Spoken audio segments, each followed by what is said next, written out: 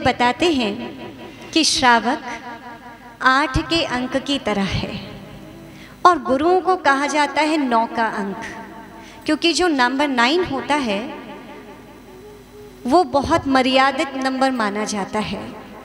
आप उसको मल्टीप्लाई किसी भी डिजिट में कर दें, उसके मल्टीपल को जब आप ऐड करेंगे तो वो 9 ही आएगा।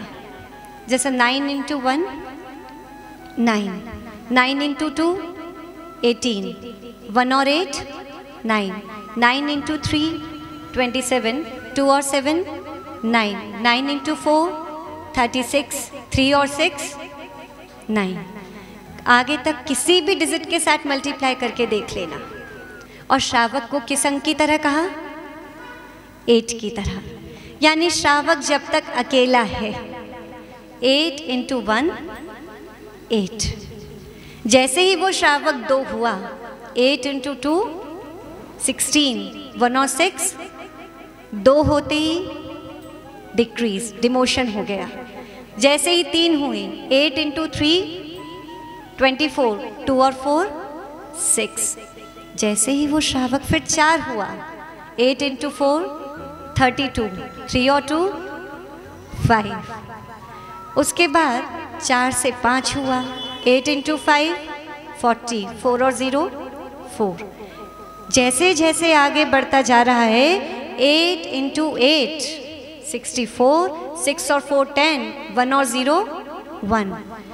जैसे जैसे आगे बढ़ता जा रहा है वैसे वैसे उसका डिमोशन होता जा रहा है। और वही श्रावक जब साधु के साथ जाकर के मिल जाता है, साधु का गुरुओं का अंक कौन सा है? 9। जब वही श्रावक साधु गुरु के साथ जाकर के जुड़ जाता है 8 इंटू 9 72, 7 और 2 9। यानी जब वो गुरु के साथ जाकर के जुड़ता है तब गुरुओं की श्रेणी में जाकर के खड़ा हो जाता है। केवल एक ही एक ऐसा अंक है जो श्रावक के जीवन में प्रमोशन कर सकता है, और वो अंक किसका है?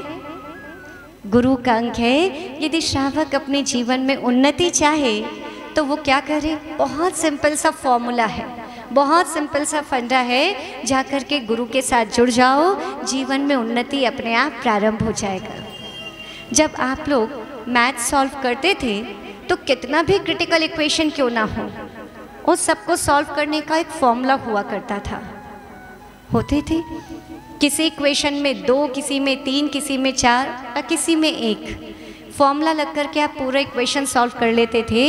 ऐसे ही अपने जीवन के समीकरण को, जीवन की इक्वेशन को यदि सॉल्व करना हो तो एक छोटा सा फॉर्मूला अपने जीवन में फिट कर लेना। और फॉर्मूला क्या है?